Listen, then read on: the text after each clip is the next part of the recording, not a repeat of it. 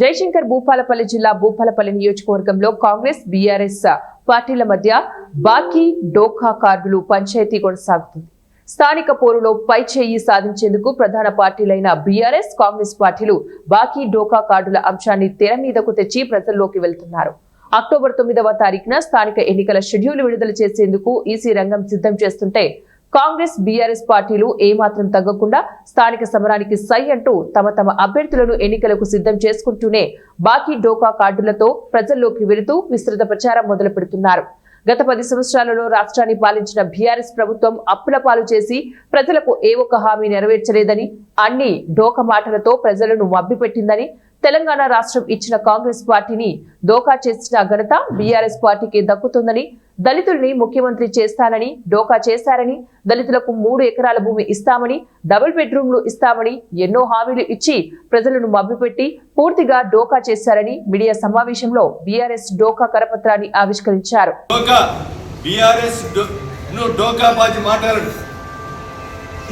మీరు తీవ్రంగా ఖండించవలసిన అవసరం ఉన్నది.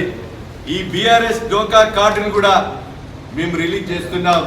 కరపత్రాలు కొట్టి మేము కూడా వాస్తవాలు మేము చెప్పినట్టు ఈరోజు ప్రెస్ మీట్లో చెప్పినటువంటి విషయాలను ప్రతి ఇంటికి కాంగ్రెస్ పార్టీ కార్యకర్తల ద్వారా ఇవన్నీ కూడా పంపిణీ చేసి ఎవరు డోకా చేస్తున్నారు, ఎవరు ఏ ప్రజలను మోసం చేశారు అనేది మేము ఈరోజు బీఆర్ఎస్ డోకా కార్డు మీద ఈరోజు మేము కూడా రిలీజ్ చేస్తున్నాం. దీన్ని కూడా ప్రతి ఒక్క ఇంటికి, ప్రతి గడపకు, ప్రతి గుండెను అంటే ఎవరికి చెప్పాలా సార్, ఈ ప్రభుత్వంలో ఎవరికి చెప్పినా ఏం లేదు అంటే మిషన్ భగీరథ నీళ్ళు ఇయ్యలేనటువంటి దుస్థితిలో ఈ ప్రభుత్వం ఉందంటే ఏ రకంగా ఉన్నది. మనం ఉన్నప్పుడు గ్రామ పంచాయతీలను ఏ రకంగా నడిపించినాం.